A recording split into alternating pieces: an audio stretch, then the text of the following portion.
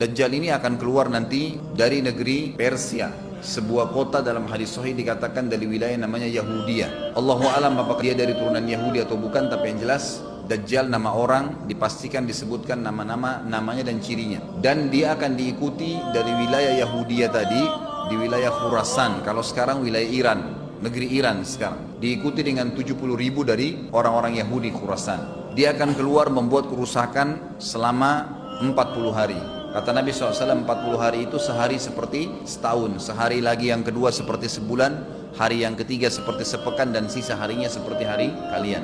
Ulama hadis mengatakan yang dimaksud adalah sehari pertama seperti setahun, memang setahun maksudnya. Jadi Dajjal akan buat kerusakan setahun, 2 bulan, 2 pekan. Dia akan keliling muka bumi semuanya, dan kata Nabi SAW seluruh bumi ini akan dimasuki oleh Dajjal. Tidak tertinggal satu lorong, gang, jangankan kota atau desa, kecuali Dajjal akan masuk ke dalamnya, kecuali Madinah dan Mekah. Tidak bisa dimasuki oleh Dajjal. Kata Nabi SAW dalam hadis sahih, karena di setiap pintu gerbang Mekah dan Madinah malaikat menghenuskan pedangnya dan menghalau Dajjal sehingga Dajjal tidak bisa masuk. Ciri-ciri Dajjal disebutkan dalam banyak hadis yang sahih adalah mata kanannya yang paling pertama rusak seperti anggur kering. Kata Nabi SAW dalam hadis sahih, ketahuilah Dajjal buta mata kanannya dan Tuhan kalian tidak buta. Karena dia akan mengaku sebagai Tuhan. Bagaimana bisa orang mau mengikuti dia? Karena dia diberikan kelebihan sama Allah SWT. Dalam hadis sahih juga disebutkan kalau dia masuk ke dalam sebuah tempat, lokasi, wilayah, dan dia mengaku sebagai Tuhan, orang-orang ikutin, maka wilayahnya jadi subur. Peternakannya jadi banyak, hujan turun dari langit, tanaman-tanaman mereka jadi subur. Memang fitnah. Allah turunkan tanda-tanda hari kiamat. Kalau wilayah itu tidak beriman kepada dia sebagai Tuhan, maka jadi kering, tandus. Cobaan dari Allah Subhanahu wa ta'ala. Makanya kata Nabi SAW disebutkan cirinya Dajjal mata kanannya rusak dan seperti anggur yang rusak. Kemudian dia orangnya memiliki kulit yang kehitam-hitaman serta memiliki dahi yang lebar. Setiap orang beriman bisa membaca di dahinya tertulis 3 huruf, kafara.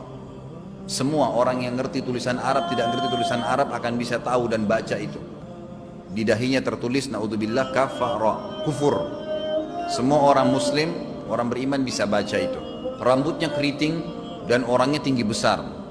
Dia akan mengaku sebagai Tuhan, dan Dajjal akan diikuti kata Nabi SAW dengan dengan gunung, bergunung-gunung makanan. Allahu alam maksudnya bergunung-gunung ini seperti apa, tapi Dajjal kemungkinan besar memiliki banyak sekali persiapan yang dia akan berikan kepada wilayah-wilayah yang beriman kepadanya.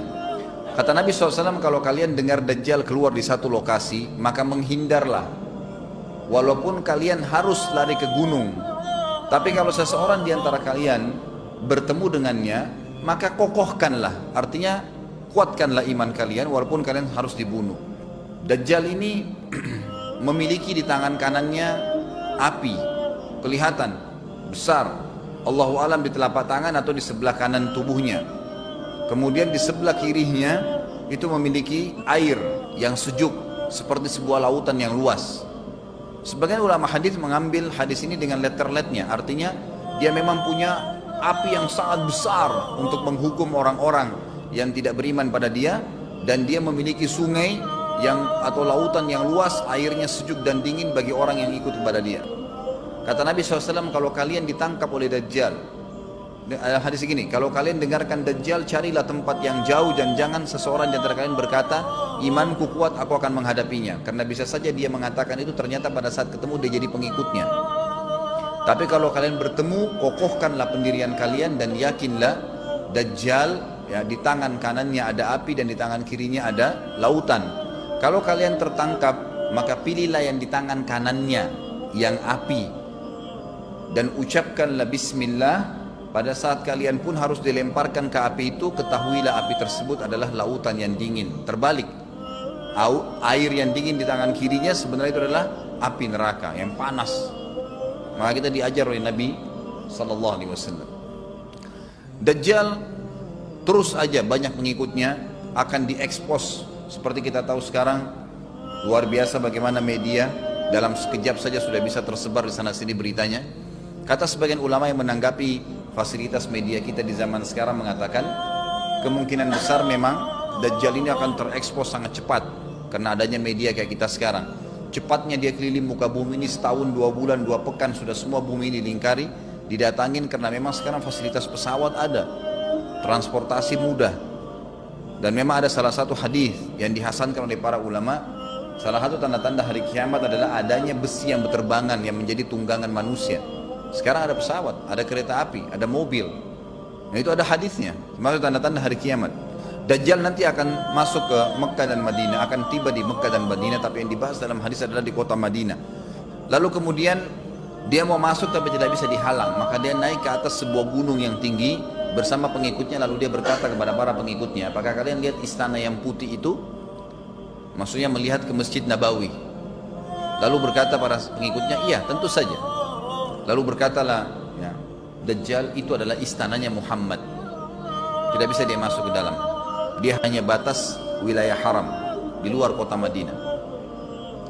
Maka kata Nabi SAW, Dajjal pun menepukkan telapak kakinya ke bumi di luar kota Madinah, maka terjadilah gempa di kota Madinah, dan keluar dengan gempaan tersebut semua orang yang munafik, karena orang kafir nggak ada di Madinah. Semua orang yang di dalam hatinya ada sifat kemunafikan keluar dan jadi pengikutnya Dajjal karena goncangan itu. Dan tertinggallah di kota Madinah orang yang hatinya bersih imannya kepada Allah subhanahu wa ta'ala.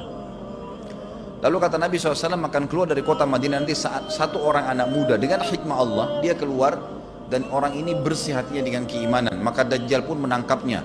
Lalu dia ingin mendemokan kemampuannya di depan para pengikutnya. Lalu kemudian Dajjal pun mengatakan kepada anak muda tersebut, saya Tuhanmu. Anak muda itu mengatakan, kau adalah Dajjal yang telah disampaikan oleh Nabi kami Muhammad SAW. Maka dia pun mengambil gergaji, sebagian hadis lain menjelaskan alat yang tajam, lalu membelah dua anak itu. Dari kepalanya dibelah sampai ke kemaluannya, terbelah dua kiri kanan. Lalu Dajjal lewat di tengah-tengahnya, demo sambil ya dilihat oleh para pengikutnya dan mereka bersorak-sorak. Lalu Dajjal mengatakan, bersatulah, bersatu kembali jasadnya. Kata Dajjal dalam hadis ini, apakah kau sudah yakin saya Tuhanmu? Anak muda itu mengatakan, saya bertambah yakin kalau kau adalah Dajjal yang disampaikan oleh Nabi SAW. Kata Nabi SAW dalam hadis penutup, ini hadis sahih riwayat Bukhari, riwayat Muslim, ahli sunan, semua menukil tentang masalah Dajjal. Saya tidak sebutkan siapa-siapa perawinya karena memang ini semua hadis sahih. Cukup banyak hadisnya, saya satukan saja. Jadi merangkai seperti sebuah cerita. Maka Dajjal pun akhirnya setelah itu tidak mampu menyentuh anak muda lagi. Anak muda itu Allah SWT sudah selamatkan dia. Ringkas cerita, Mekah sama Madinah cuma dia laluin, kemudian dia menuju ke Palestina. Pada saat tiba di Palestina, Dajjal sendiri tidak tahu kalau ajalnya sudah dekat. Maka dia pun akhirnya berdemo di sana, menganggap dia punya sebuah kerajaan, sampai di daerah Palestina, tepatnya sekarang Israel, subhanallah. Direbut wilayah itu oleh Israel tanpa mereka sadari. Dalil-dalil wahyu menuntun mereka ke situ. Ada sebuah kota namanya kota Babulut. Di Israel itu kota itu ada, saya pernah lihat cuplikannya. Termasuk kota yang diidolakan di dalam negeri Israel sendiri namanya Babulut. Subhanallah, hadis menyebutkan nama Babulut. Hadis Nabi SAW dari 1400 tahun yang lalu mengatakan, nanti Dajjal akan berkumpul di sebuah wilayah namanya Babulut di Syam. Maksudnya di Palestina itu, Israel sekarang. Ada kota Babulut dan orang Yahudi sekarang lagi gencar membangun kota itu dan dianggap kota favoritnya Israel. Subhanallah. Dajjal akan masuk ke sana dan berkurung diri. Pada saat dia tiba di Palestina, waktu yang bersamaan di kota Madinah berkecamuk. Kaum muslimin sepakat semua keluar untuk mengejar Dajjal dan membunuhnya. Keluar dari kota Madinah satu orang yang namanya seperti namanya Nabi Muhammad SAW, Muhammad bin Abdullah, dan dia dari turunan Nabi SAW juga. Kata Nabi SAW, akan keluar nanti ya, seseorang dari kota Madinah, dari keturunanku, yang namanya seperti namaku, Muhammad bin Abdullah, juga sama posternya, parasnya seperti aku, sama dengan Nabi SAW, persis alisnya, rambutnya, kulitnya, dari turunan Nabi SAW, tapi dari asli kota Madinah. Sebagian ulama hadis mengatakan dari turunan Hasan radhiyallahu anhu ajmain. Intinya kata Nabi SAW akan keluar nanti dari kota Madinah, tapi akhlaknya bukan seperti akhlakku. Tentu tidak mungkin ada orang yang sama dengan akhlak Nabi SAW. Kata Nabi SAW, Allah mengubah dia dalam sehari semalam. Tiba-tiba berubah menjadi orang baik dalam sehari semalam, jadi orang faham agama. Lalu orang-orang pun akan datang kepadanya dari masyarakat Madinah berkata, engkau adalah turunan Rasulullah sallallahu alaihi wasallam, pimpinlah kami berperang melawan Dajjal. Maka dia pun menolak. Dia menolak awalnya, kemudian dia menuju ke Mekah diikutin dengan 300 orang pertama dari kota Madinah. Sampai di Mekah, setelah selesai dia tawaf, maka seluruh muslimin menunjuknya sambil mengatakan, engkau harus memimpin kami. Dan orang ini punya julukan Mahdi, dikenal dengan Imam Mahdi. Inilah tanda-tanda kiamat yang kedua. Setelah Dajjal keluar, buat kerusakan di muka bumi tadi selama 40 hari itu atau setahun lebih. Kemudian keluarlah tanda-tanda kiamat kedua pada saat dia sudah tiba di kota Babulut di Israel. Keluarlah si Mahdi ini. Pada saat dia tiba di Mekah, dibaiatlah oleh banyak kaum muslimin, tidak disebutkan jumlah pasukannya, maka terbentuklah pasukan jihad yang mengejar Dajjal menuju ke Palestina. Lalu keluar tanda-tanda kiamat 3, langsung berentetan semua. Makanya ulama mengatakan tanda-tanda kiamat kecil itu antara satu sama yang lain ada jarak-jaraknya. Tapi kalau tanda-tanda kiamat besar sekali datang, maka datang semua. Walaupun memang ada masa gitu kan, ada masanya. Tanda-tanda kiamat besar yang ketiga adalah pada saat pasukan Imam Mahdi dengan pasukan jihad itu tiba di Darul Baydha namanya, kota putih yang ada menara putihnya, dan itu sekarang di negeri Syam, tepatnya di Damaskus, ibu kota Syria. Sebagian ulama mengatakan Masjid Jami' Syam, karena memang menaranya berwarna putih. Hadis menyebutkan di menara itulah, di masjid itulah Imam Mahdi mampir sholat asar bersama pasukannya, dan sudah dekat. Syam, negeri Syam, masuk di dalamnya wilayah itu adalah Israel, ya sekarang Palestina, kemudian Syria, dan ini masjid ada di Syria, di Damaskus. Pada saat itulah datang tanda-tanda kiamat besar yang ketiga, yaitu turunnya Nabi Isa alaihissalam. Kata Nabi SAW dalam hadis Bukhari, hadis Muslim, hadis Sahih semuanya, dikatakan Isa alaihissalam akan turun sambil memegang kedua sayapnya malaikat, dan dari rambutnya yang basah meneteskan air. Pegang sayap malaikat turun, dan semua muslimin waktu itu menyaksikan, yang masih hidup zaman itu menyaksikan, dan ini wahyu, penyampaian, pasti terjadi. Maka dia pun turun, lalu kemudian dia masuk, dan orang-orang pada saat itu mengenalnya kalau dia adalah Isa, dan mereka sudah tahu ini masanya turunnya, keluarnya Dajjal, ini Mahdi sudah ada, mereka tahu akan turun Isa, sudah ada informasi seperti yang saya sampaikan ke Bapak Ibu sekarang, itu muslimin di zaman itu sudah tahu semua. Maka Isa pun alaihissalam waktu itu dipersilakan oleh Mahdi untuk jadi imam, maka dia pun mengatakan tidak, imam dari kalangan kalian. Dan kata Nabi SAW, ini kemuliaan bagi umat ini, karena Nabi sholat di belakang umat ini. Semestinya kalau ada Nabi, pasti Nabi yang jadi imam, tidak mungkin digantikan oleh manusia biasa.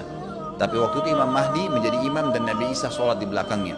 Perlu anda tahu juga hadis Nabi SAW yang sahih yang berbunyi, kalau Musa dan Isa hidup di zaman aku sudah diutus, niscaya keduanya akan jadi pengikutku. Jadi memang kena kebenaran agama ini dibawa oleh Nabi SAW. Baik, sholatlah mereka, kemudian mereka menuju ke Palestina. 3 tanda-tanda kiamat sekaligus terjadi. Pada saat menuju ke Palestina, tiba di pintu gerbang Babulut, dan di wilayah Babulut ini kata Nabi SAW, nanti Isa akan masuk dan membunuh Dajjal, dan setelah membunuh Dajjal maka seluruh pengikut Dajjal dari kaum Yahudi akan bersebaran sembunyi di bawah batu dan pohon, di atas batu dan di bawah pohon. Semuanya batu dan pohon itu akan berbicara kepada setiap pasukan mujahidin, berkata, wahai muslim, ini Yahudi di atas saya atau di bawah saya. Batu bilang ini Yahudi yang sembunyi, yang pohon mengatakan, wahai muslim, ini Yahudi, bunuhlah dia. Maka dibunuhlah orang-orang Yahudi tersebut yang menjadi pengikut Dajjal oleh kaum muslimin, kecuali satu pohon, namanya pohon Garqat. Pohon Garqat ini pohon yang daunnya kadang-kadang agak kering dan ada duri-duri, ya, batangnya ada durinya. Subhanallah, pohon ini dikenal dengan pohon Yahudi, karena satu-satunya pohon yang tidak akan bicara nanti adalah pohon ini. Dan apakah Bapak Ibu sudah tahu, sekarang pemerintah Israel besar-besaran menanam pohon itu. Subhanallah, kalau anda lihat di berita tentang apa yang sekarang ditanam di negeri Israel orang Yahudi, maka yang paling banyak adalah pohon Garqat. Bahkan cuplikan yang saya lihat tentang Babulut itu, pohon Garqatnya sudah sangat besar-besar, diameter sudah 3 meter, 4 meter ke atas. Mereka sangat tahu tentang hadis ini. Tapi memang orang Yahudi, sebagaimana Ibnu Abbas katakan radhiyallahu anhuma, beliau mengatakan sabda firman Allah SWT, tafsirnya surah Al-Fatihah, ghairil maghdubi alaihim, bukan orang-orang yang kau murkahi ya Allah, ihdinas siratal mustaqim, tunjukkanlah kami jalan yang lurus. Siratal ladzina an'amta 'alaihim, jalan orang-orang yang telah kau berikan petunjuk, maksudnya orang-orang yang beriman. Ghairil maghdubi 'alaihim, bukan orang yang kau murkahi. Kata sahabat Nabi Ibnu Abbas radhiyallahu anhu adalah orang-orang Yahudi. Allah murka sama mereka karena mereka tahu kebenaran tapi mereka tidak mau ikutin. Itu cirinya orang Yahudi. Bahkan Allah mengatakan tentang mereka terhadap Nabi SAW, ya'rifuna kama ya'rifuna abna'ahum. Mereka mengenal Muhammad SAW sebagaimana mereka mengenal anak-anak mereka sendiri. Jadi orang Yahudi tahu. Waladhdallin, dan bukan orang-orang yang sesat. Ini adalah kata Ibnu Abbas, orang-orang Nasrani mau nyebarin agama tapi mereka keliru. Agamanya yang Nabi Isa itu tidak wajib disebarkan di seluruh dunia, tapi disebarin untuk Bani Israel, karena Nabi Isa diutus untuk Bani Israel. Mereka mau berdakwah tapi salah. Ringkas cerita adalah Nabi Isa alaihissalam akhirnya tiba dengan pasukan mujahidin di depan pintu gerbang Babulut. Kemudian orang-orang Yahudi tidak kenal, tidak tahu Nabi Isa, tidak tahu tentang itu Mahdi. Mereka belum tahu ini. Mereka berbangga-bangga saja. Lalu mereka berkata kepada Dajjal, ada pasukan, segelintir pasukan yang mau menyerang kita. Dajjal mengatakan, bukakan pintu gerbang. Mereka tidak akan mampu melawan kita karena pasukannya mereka banyak memang. Maka Dajjal dengan sombongnya menunggu di depan pintu gerbang. Pada saat dibuka, Dajjal kaget melihat ada Isa alaihissalam. Dan pada saat itu kata Nabi SAW, Dajjal faham kalau sudah tiba ajalnya. Begitu melihat Isa alaihissalam, dia lari dan badannya sambil meleleh di depan para pengikutnya. Lalu Isa alaihissalam mengejarnya mengatakan, wahai musuh Allah, saatnya kau akan menemui ajalmu. Lalu ditusuklah dengan tombak emas di antara dua matanya, maksudnya di dahinya, ditusuk oleh Isa alaihissalam dan matilah Dajjal. Pada saat Dajjal mati, pengikutnya pada ketakutan semua. Mereka anggap Dajjal Tuhan, mereka anggap Dajjal orang yang perkasa lah, orang yang kebal lah, beragam macam kelebihan. Mereka kaget pada saat mati, maka bertebaranlah mereka dan akhirnya mereka sembunyi di bawah pohon dan batu. Di atas batu kemudian seperti saya katakan tadi, hadis menjelaskan batu dan pohon akan memberikan penjelasan, hai muslim ini Yahudi bunuhlah. Maka dibunuhlah pada saat itu mereka. Lalu Nabi Isa alaihissalam memimpin di muka bumi, dan kata Nabi SAW, pada saat itu Islam, agama Islam yang dibawa oleh Nabi SAW akan masuk ke semua rumah di muka bumi, gak tersisa. Satu dunia ini semuanya Islam. Hadis sahih, kata Nabi SAW, Islam akan masuk ke setiap rumah, biizzil aziz au bidhilli dhalil, dengan kemuliaan atau terhina. Yang tidak mau terima dibunuh. Enggak ada lagi penolakan terhadap Islam. Itu hadis sahih. Maka Nabi Isa alaihissalam memimpin pada saat itu, disebutkan dalam hadis 40 tahun dengan ketenangan menerapkan hukum Islam. Kata Nabi SAW, bagaimana awal umat ini bisa sesat sementara aku yang pimpin, dan bagaimana akhir umat ini bisa sesat sementara yang pimpin mereka Isa dengan menjalankan hukum-hukumku. Jadi Nabi Isa alaihissalam nanti menerapkan Al-Quran seperti yang kita lakukan, sholat segala ini sudah selesai, dikerjakan semua. Dan dalam hadis lain dikatakan Isa alaihissalam akan menghancurkan semua salib, membunuh semua babi. Enggak ada seekor babi pun hidup di muka bumi pada saat itu, semua salib dihancurkan. Dan yang menjadi tidak ada agama lain, semua Nasrani, Yahudi, Hindu, agama apa saja habis semuanya. Semuanya beriman kepada Allah subhanahu wa ta'ala dan menjadi muslim.